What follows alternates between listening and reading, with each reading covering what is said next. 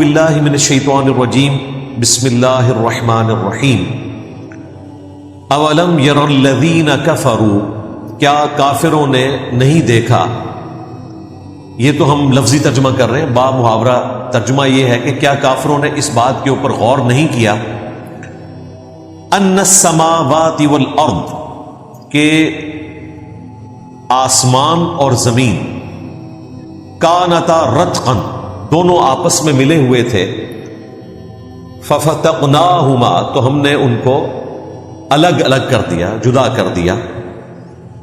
وجعلنا من الماء كل شيء حي اور ہم نے ہر زندہ چیز کو پانی سے پیدا فرمایا. افلا یؤمنون کیا وہ اب بھی ایمان نہیں لائیں گے. اللہ تبارک و تعالیٰ نے اپنی قدرت کا اظہار فرمایا اس آیت کے اندر، اور ظاہر ہے کہ جس طرح یہ آیت اب کھل کر سامنے آئی ہے، پہلے تو صرف اس کا اینڈ رزلٹ ہمارے سامنے تھا کہ زمین و آسمان بنے ہوئے ہیں، لیکن یہ جو باریکی ہے کہ زمین و آسمان ابتدا میں ملے ہوئے تھے اور ہم نے ان کو پھاڑ کر جدا کیا اور ہر زندہ چیز کو پانی سے پیدا کیا. یہ چیزیں آ کر اب اسٹیبلش ہوئی. 1929 میں پہلی دفعہ ہبل نے ٹیلیسکوپ کے ذریعے یہ چیز آبزرو کی کہ یہ کائنات ایکسپینڈ کر رہی ہے،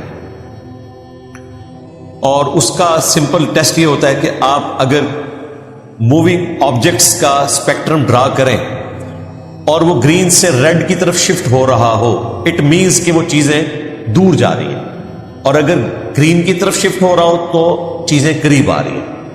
تو اس نے دیکھا یہ تو ہر چیز، جتنے اجرام فلکی ہیں کائنات کے اندر، ستارے ہیں، سیارے ہیں، کہکشائیں ہیں، یہ ایک دوسرے سے دور جا رہے ہیں، تمام کا اسپیکٹرم ریڈ کی طرف شفٹ ہو رہا ہے. تو اس کو یہ آئیڈیا کلک کیا کہ اس کا مطلب ہے کہ یہ کائنات کسی ایسے نقطے سے سٹارٹ ہوئی ہے جو ایک سنگل پوائنٹ تھا، وہاں سے یہ چیز پھیلی ہے اور اتنی بڑی کائنات وجود میں آئی. اس کو سائنٹسٹ نے نام دیا کہ ایک ایسا سنگل پوائنٹ ہے جس کا والیوم زیرو تھا لیکن اس کی ڈینسٹی انفینٹ تھی، یعنی کریشن ایکس نہیں لو، کوئی چیز موجود نہیں تھی، اس میں سے اتنی بڑی چیز نکلی. اور آج تو ہمیں سائنٹسٹ بتا رہے ہیں، ایسٹرونومی کی فیلڈ کے لوگ، کہ اس کائنات کی چوڑائی جو اب تک دریافت ہوئی ہے وہ آلموسٹ 63 بلین لائٹ ایئرس، 63 ارب نوری سال. ایک نوری سال یہ ہے کہ لائٹ اگر مسلسل ٹریول کرتی رہے بغیر کسی روک کے تو ایک سال میں جتنا وہ فاصلہ طے کرتی ہے وہ ایک نوری سال ہے. اور اس کائنات میں لائٹ سے زیادہ کوئی تیز رفتار چیز ابھی تک ڈسکور نہیں ہوئی، اسی لیے اسے یونیورسل کانسٹنٹ کے طور پر بتایا جاتا ہے. آئنسٹائن کی ایکویشن میں E=mc² میں c جو ہے وہ ویلاسٹی آف لائٹ ہے، اور وہ اتنی تیز ہے کہ لائٹ زمین کے 7 چکر کاٹ سکتی ہے ایک سیکنڈ کے اندر. زمین کا سرکمفرنس 40,000 کلومیٹر، تو ایک سیکنڈ کے اندر 7 دفعہ پوری زمین کا چکر لائٹ کاٹ سکتی ہے، اتنی تیز رفتار ہے. اور یہ رفتار بنتی ہے 1,86,000 میل فی سیکنڈ. ایک سیکنڈ میں 1,86,000 میل، جو آلموسٹ 3 لاکھ کلومیٹر بنتے ہیں. یعنی لائٹ ایک سیکنڈ میں 3 لاکھ کلومیٹر طے کر لیتی ہے. آپ سوچ بھی نہیں سکتے، ایک سیکنڈ میں 3 لاکھ کلومیٹر. اسی لیے کائنات کے فاصلے نوری سال میں لائٹ ایئرز میں ماپے جاتے ہیں. ایک سال میں لائٹ کتنا فاصلہ طے کرے گی جو ایک سیکنڈ میں 3 لاکھ؟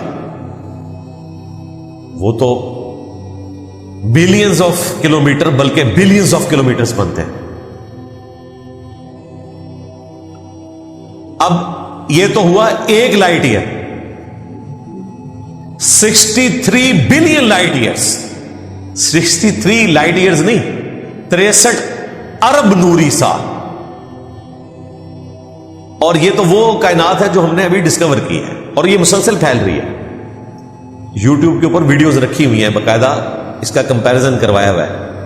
جس طرح زمین ایک ذرہ ہے نا سورج کے مقابلے پر، 13 لاکھ زمینیں ہوں تو ایک سورج بنتا ہے، اس طرح سورج بھی ایک ذرہ ہے پوری گلیکسی کے مقابلے پر، پھر یہ گلیکسی بھی پوری کائنات کے مقابلے پر ایک ذرہ ہے، اور ان کی تعداد بھی اربوں کے اندر ہے۔ تو اتنی بڑی یونیورس اللہ تبارک و تعالیٰ نے پیدا فرمائی، اور ایک بینگ کے ذریعے، ایک دھماکے کے ذریعے، اور وہ دھماکہ اس طرح کا نہیں تھا جس کی آواز ہو، بغیر آواز کے اتنا پریسائز دھماکہ تھا کہ اسٹیفن ہاکنگ کہتا ہے کہ اس میں اتنا پریسیژن ہے کہ جس طرح اگر کوئی شخص ایک بال پوائنٹ کو اس کی نوک کے اوپر کھڑا کر دے،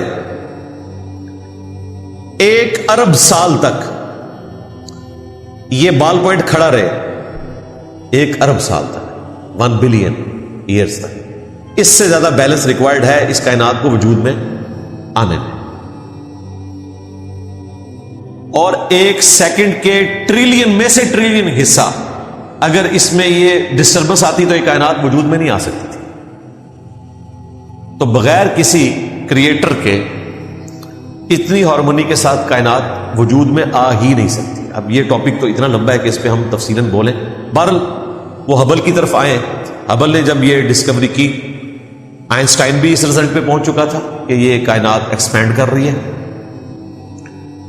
اس وقت چونکہ اسٹڈی اسٹیٹ تھیوری چل رہی تھی کہ کائنات ہمیشہ سے اتنی ہی ہے اور یوں ہی موو کر رہی ہے، اس کی ابتدا کوئی نہیں ہے، تو اس وجہ سے آئنسٹائن نے اپنی تھیوری میں اس وقت رد و بدل کیا، اور بعد میں جب ہبل نے یہ چیز دیکھ لی تو اس نے ہبل سے جا کر معافی بھی مانگی اور اعلانیہ اپنی غلطی کو مانا کہ مجھ سے مس ہینڈلنگ ہوئی تھی، اور میں بھی یہ چیز مانتا ہوں کہ یہ کائنات پھیل گئی۔ سورہ الذاریات میں آیا نا کہ ہم نے اس کائنات کو پیدا کیا اور ہم اسے وسعت دینے والے ہیں۔ اگلے زمانے میں ترجمہ یوں ہوتا تھا کہ ہم صاحب وسعت ہیں، آج ہم ترجمہ کر رہے ہیں کہ اللہ تعالیٰ اس کائنات کو پھیلا رہا ہے، ایکسپینڈ کر رہا ہے۔ تو یہ اکثر لوگ اعتراض کرتے ہیں کہ اگلے زمانے کے لوگوں کو یہ ترجمہ کیوں نہیں پتا چلا؟ جو انہوں نے ترجمہ کیا اپنے زمانے کے اعتبار سے بالکل ٹھیک تھا، وہ آج بھی ویلڈ ہے۔ آج ہمیں سائنس نے مزید ترقی کروائی تو یہ جو ترجمہ ہم کرتے ہیں یہ بھی ویلڈ ہے اسی اعتبار سے، اور یہ قرآن کی خوبی ہے کہ قرآن کبھی بھی پرانا نہیں ہوگا۔ آج کے زمانے کے لوگوں کا اس میں انٹرسٹ اسی صورت میں ہوگا جب یہ قرآن پرانا نہ ہو۔ آیت تو شروع سے موجود تھی، کل فی فلک یسبحون، اس میں بھی آ جائے گی کہ کائنات میں ہر چیز تیر رہی ہے، اور وہ مسلسل حرکت کے اندر ہے۔ لیکن پھر بھی مسلمانوں میں یہ کنسیپٹ آ گیا کہ زمین ساکن ہے۔ آج جب سائنس نے بتایا تو لوگ کہہ رہے ہیں وہ ترجمہ غلط ہوا۔ وہ زمین ساکن اس اعتبار سے تو درست ہے کہ یہ سٹیبل ہے، لیکن اس اعتبار سے درست نہیں ہے کہ یہ موو نہیں کر رہی۔ تو ہم نے دیکھ لیا کہ زمین موو کر رہی ہے، زمین کی گول شیپ سفیریکل فارم میں بھی دیکھ لی ہے۔ یہ ساری چیزیں تو اب کامن آبزرویشن میں آ چکی ہیں، کیمرے کے ذریعے پوری دنیا کو دکھا دیا گیا۔